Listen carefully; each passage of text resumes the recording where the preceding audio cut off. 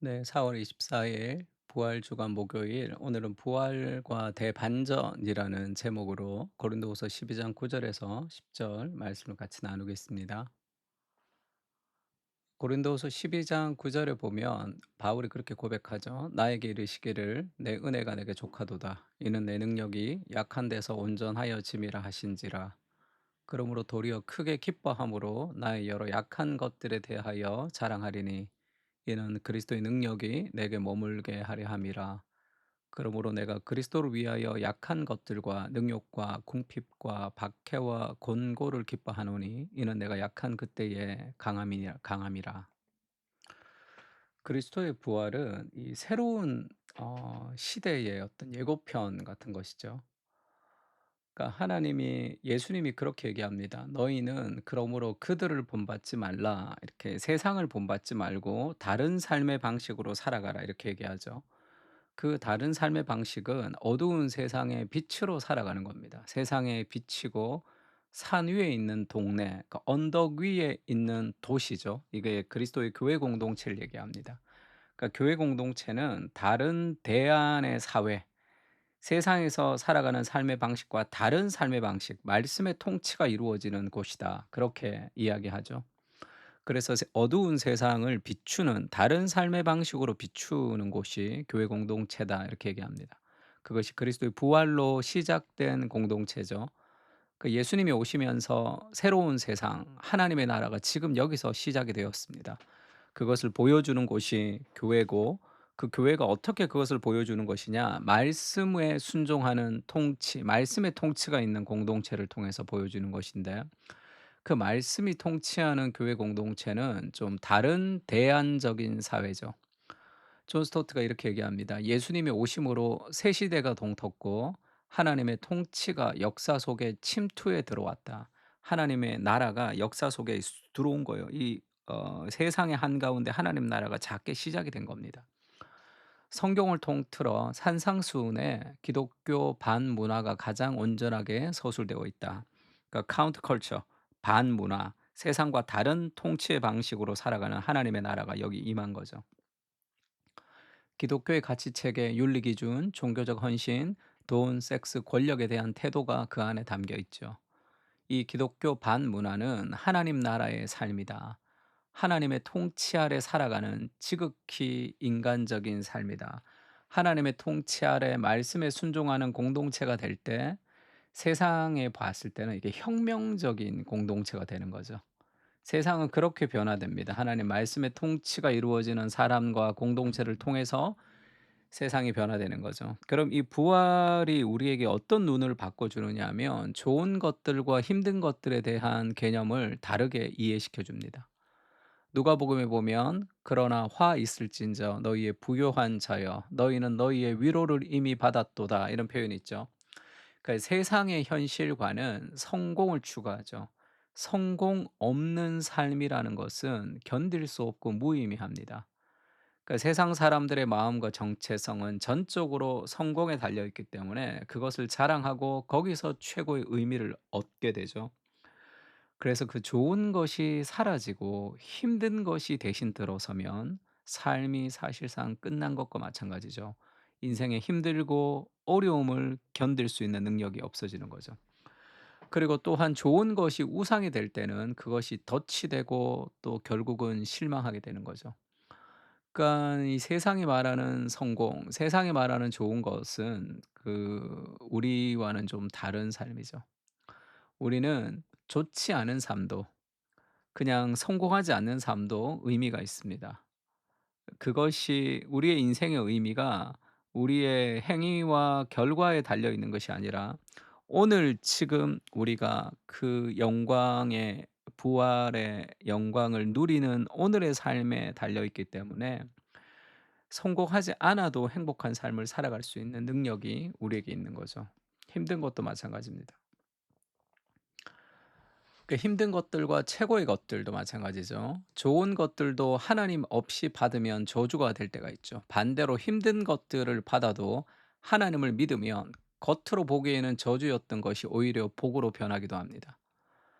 우리가 잠시 받는 환란에 경한 것이 지극히 크고 영광 영원한 영광에 중한 것을 우리에게 이루게 함이니 오늘의 환란이 내일의 더 영광스러운 성숙으로 우리를 만들어 가는 그런 은혜를 하나님은 우리에게 주실 수 있는 분이시죠. 그러니까 힘든 것들도 그 힘든 과정을 통해서 없애져야 되는 것이 아니라 우리 인생의 최고의 것을 만드는 재료가 된다는 것을 우리가 신뢰할 때 우리는 부활의 눈을 가지고 오늘의 삶을 재해석하며 살아갈 수 있습니다. 완전히 다른 삶의 방식이죠. 하나님이 그것을 선으로 바꾸신다는 것도 마찬가지죠. 부활의 눈은 모든 것을 대반전 다르게 보게 합니다. 우리가 알거니와 하나님을 사랑하는 자, 곧 그의 뜻대로 부르심을 입은 자들에게는 모든 것이 합력해서 선을 이루느니라. 성경이 이렇게 얘기하죠. 인생의 실패와 좌절과 넘어짐과 성공과 이 모든 것들을 다 합력해서 하나님이 그것을 선으로 만드시는 주권적인 분이시다라는 것을 신뢰할 때 오늘 우리의 삶의 작은 일에 우리가 일희일비하지 않고 살아갈 수 있습니다. 그런 통 큰 인생이 되는 거죠.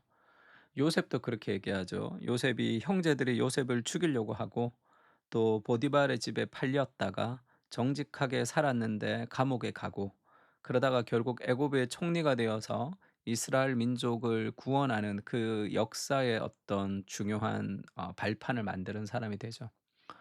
그가 마지막에 그렇게 고백합니다. 복수하지 않고 내가 하나님을 대신하리이까 이렇게 얘기하고 20 절에 당신들은 나를 해하려 하였으나 하나님은 그것을 선으로 바꾸사 오늘과 같이 많은 백성의 생명을 구원하게 하시려 하셨나니. 그러니까 하나님의 주권을 신뢰하는 거죠. 우리가 하나님의 주권과 인간의 자유의지 같은 거를 배울 때 그 이해가 잘 안 된단 말이에요. 인간의 차원에서 하나님을 이해하기가 쉽지 않아서 머리가 터질 것 같이 이해가 되지 않는 때가 많습니다.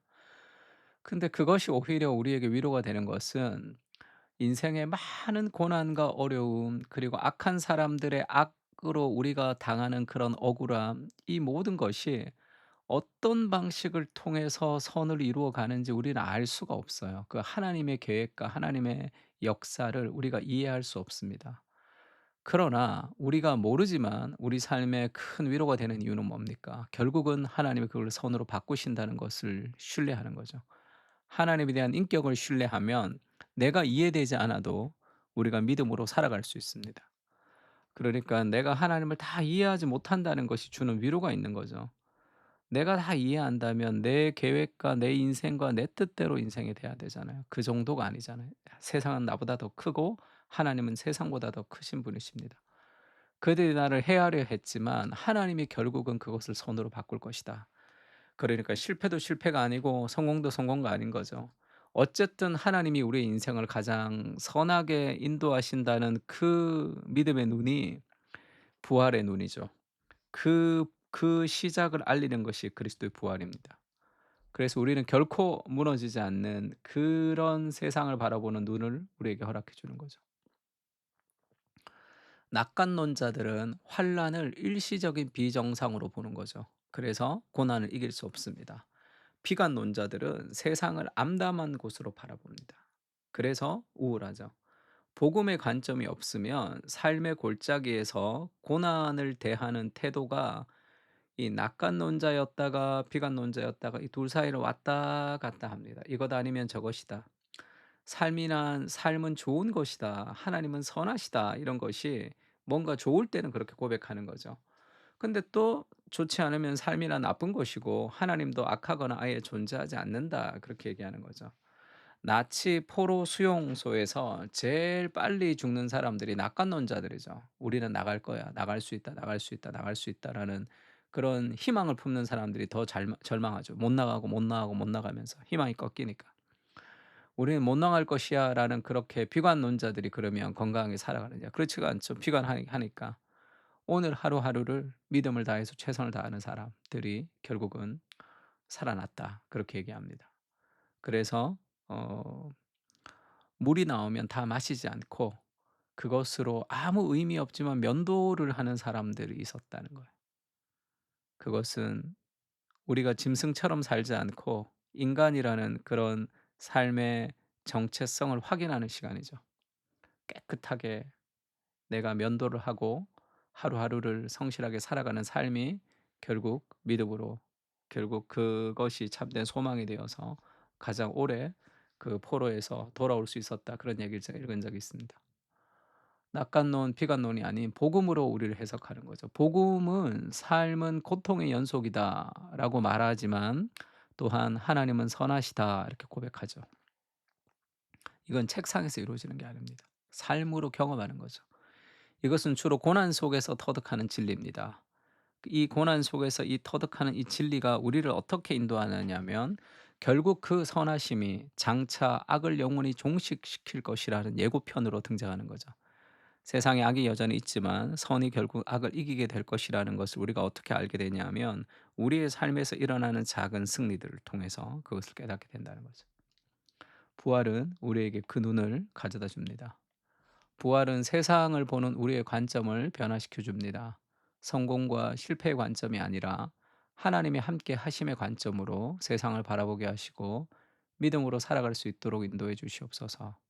약할 때 강한 은혜를 기억하게 하시고 오늘 내 삶이 하나님의 기쁨인 것을 누리게 하옵소서. 복음은 모든 것을 변화시키는 힘이 됩니다.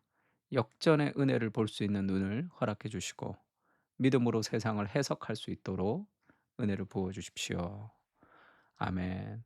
우리 약할 때 강한 그런 부활의 눈으로 세상을 볼 수 있게 해 달라고 다 같이 한번 기도했으면 좋겠습니다. 기도하겠습니다.